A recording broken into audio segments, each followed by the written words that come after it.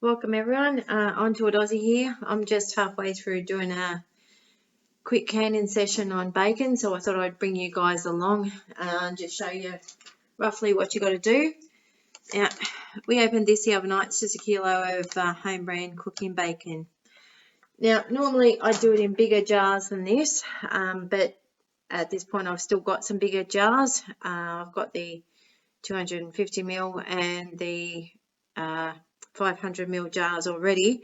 I just opened this the other night and I really didn't want to throw it in the freezer, especially due to all the power going out as we've seen up in Queensland and everything like that. So this is another reason why I can.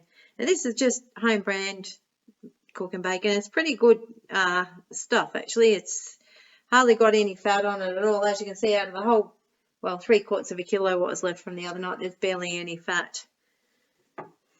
That's basically about all I've cut off. Now you can put that in and can it with it, and then you've got that if you want to use it for other stuff.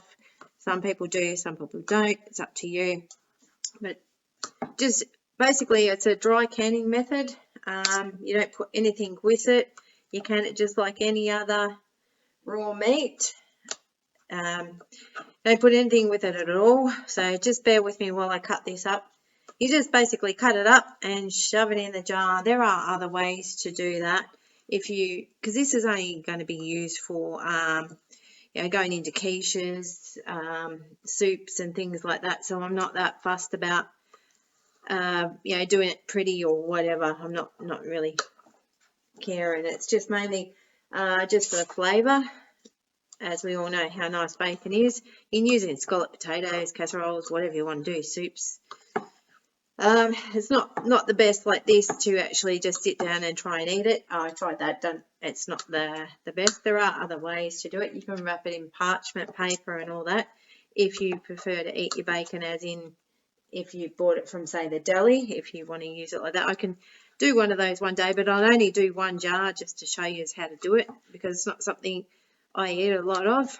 Don't really like bacon or ham or anything like that much, only just to flavour most of the things that I cook with. But anyway, here it is. It's all just chopped up any old way. I've got just probably about 12 jars. So I had no idea how much this will make because I don't normally do them in the tiny jars. Just get it. Yes, my hands are clean. I washed them before I started doing all of this, and that's all I've been doing is touching this. So you just get in and just shove it in to just under the top. Now it will shrink right down, but just to show you, I don't know if you can see it, but there it is. It's basically to the top, because if you overfill it,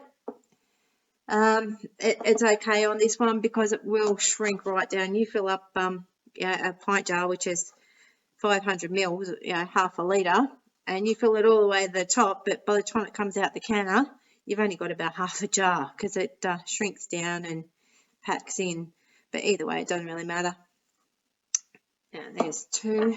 Just do a couple more. Missed a bit, shit, sorry. Now, as I said, this is just a quick one to show you. I told you I'd do it. And I just don't want to do it and not have it on camera for you. I'll just grab the rest of my jars. As you can see, just shove it in. It doesn't really matter. Now, while I'm doing this, I will let you know a few things of what's going on. We all know we're in lockdown yet again. Was it 4 this time? It's absolutely crazy. Now, if you've been following me for a little bit, you'll know that I did say that we'd be in for another lockdown, and that was only a few weeks ago. So I was pretty much on the money with it. Now, I knocked off work, and it was the day before the lockdown, and I sort of had a feeling shit was going to go down again. I sort of keep an eye on things, as you all know. I went down the street and just grabbed a couple of things. There was heaps of stuff there. The next day, I thought, I'll just sneak in and grab 1 or 2 more things for the kids that I forgot to get. I could not believe it. I went into our local Aldi.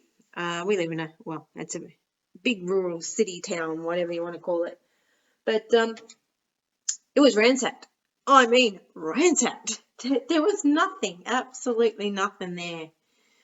And that was at 6 o'clock at night, and the lockdown had been notified about 11 that it was going to happen last night at midnight. So absolutely everything was ransacked. There was nothing there. But I didn't need any of that sort of stuff. So anyway, you grab your paper, dip it in your vinegar, because this is very fatty meat. So fat will prevent your lids from sealing. So just see there's a piece of bacon just there on the rim. I don't know if you can see it or not, but anyway, there is. Just wipe that off. It's pretty simple and quick process. And this will sit on your shelf for anywhere from a year, 2 years, maybe 3. Who really knows? I've got some that's well over a year, and it is absolutely beautiful. You crack it open, scrape some of the fat off the top, because I didn't bother cutting that fat off last time, and just put it in whatever you want to put it in, and it's good. It tastes good. I've cooked lots of things with it. Scalloped potatoes, as I said, quiches, all that sort of stuff. It's good. Anyway, 2 more to go. But yeah, as I was saying about all the panic buyers, they did it again, and you would think that people would start to learn. Okay? They went in, took all the meat, and the funniest thing that I think could happen, I don't mean to sound horrible, but for all these people who go out there and panic buy and buy the entire supermarket's worth of meat, is to see what happened up in Queensland last week happen again. What are these people going to do? They go in and like their trolleys are piled to the top. Absolutely ridiculous. No one's going to eat that amount of meat in 7 days. And by the way, we all know the supermarkets are still open, but it's just silly. Can you imagine if the power goes off now? What on earth are these people going to do with all that meat? Now, do you see why I can?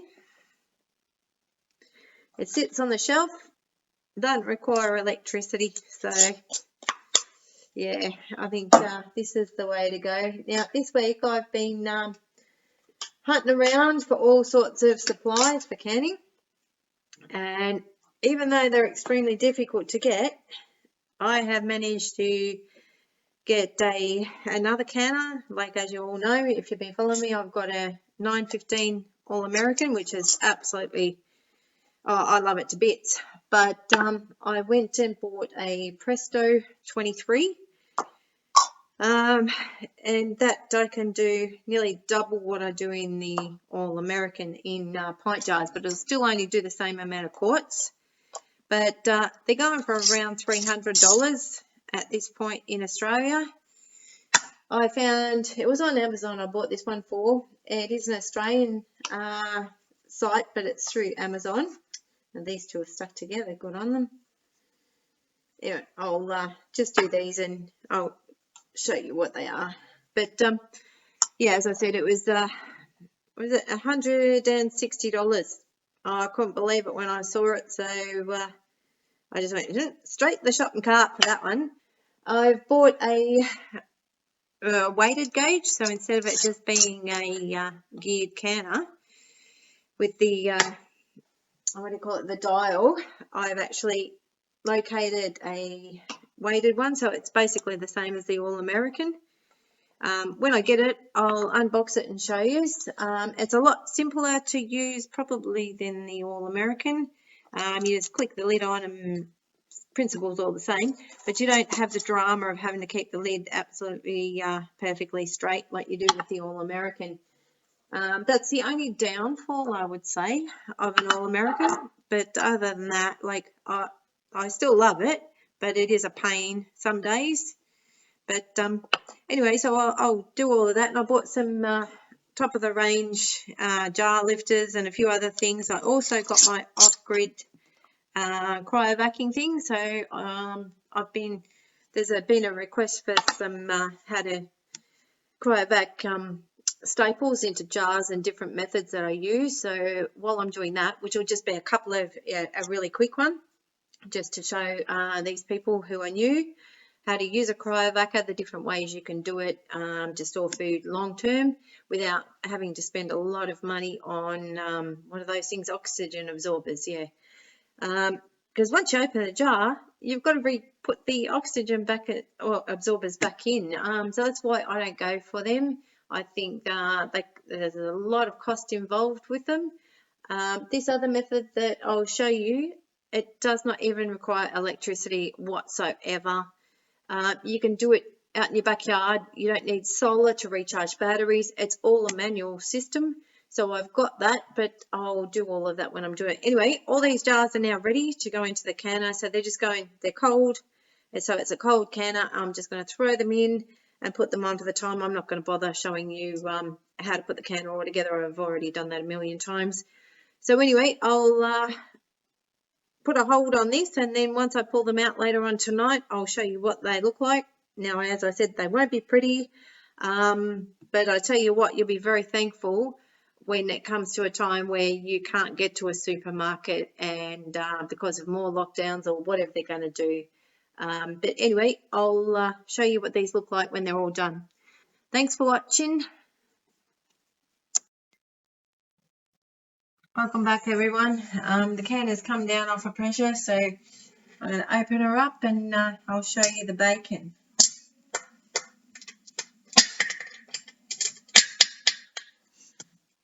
Now, as usual, we just take the lid off the same way you put it on, opposite to opposite. Now, if it hasn't vacuumed this time, so that's great. Always take it off so it goes that way, so when your steam comes out away from your face. Now, I'll get these out and I'll show you. They will probably look like water in there, but that's basically just all the juices that have come out of it and any fat that's melted down. So as you can see, you've got your bacon and your fat. So I don't know if I should touch that.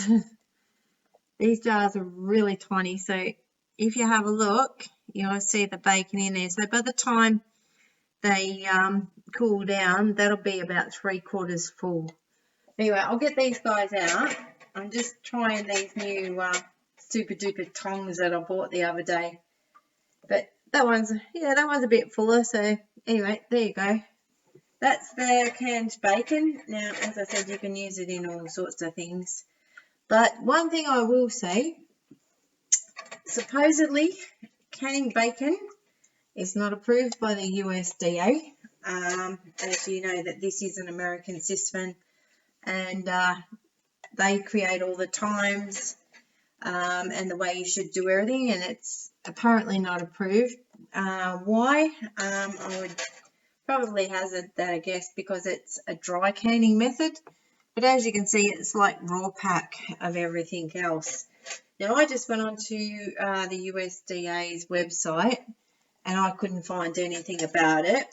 Now, you can do it in the parchment paper or you can do it like this, and that's the way most people who've been canning for many, many years have done it. But by the same respect, it's all at your own risk because this one's not tested, so it's your choice on how to do it. I always follow the USDA and ball times and procedures of doing most things, but I'll just get the rest of these out and I'll show you the website. Now, it doesn't say that it shouldn't be canned, or it should.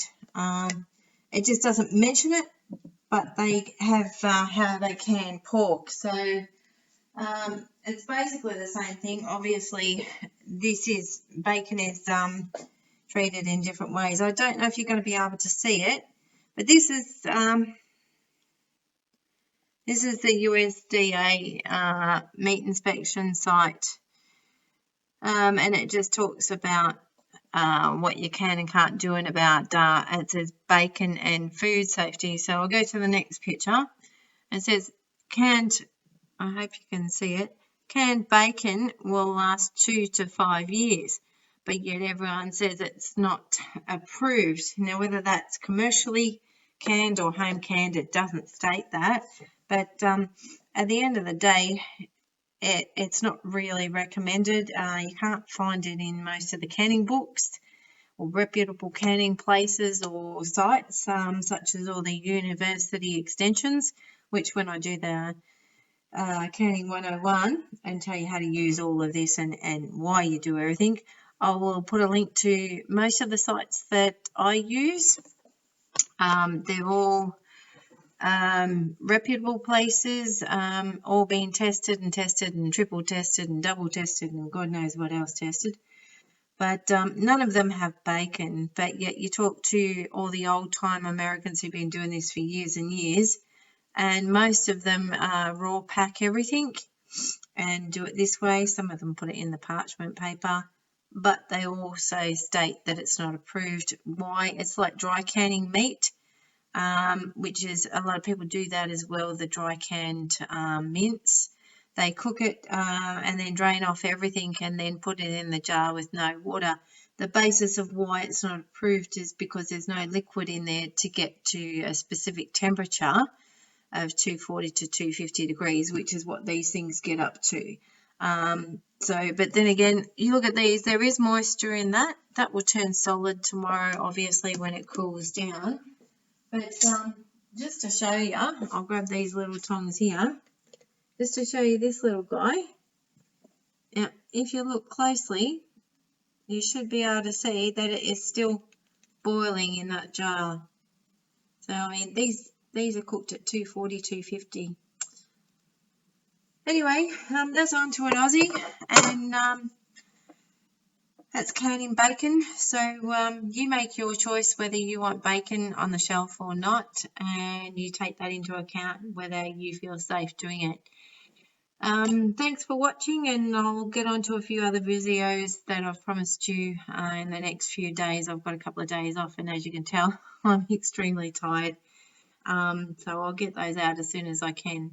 So if you like this or the other content that you've seen me do, just hit like and subscribe, and I'll get some more things out for you. And if there's anything in particular you want to see, just put it in the comments, and I'll see if I can manage to get it canned or show you how to do it. Thanks for watching. Bye.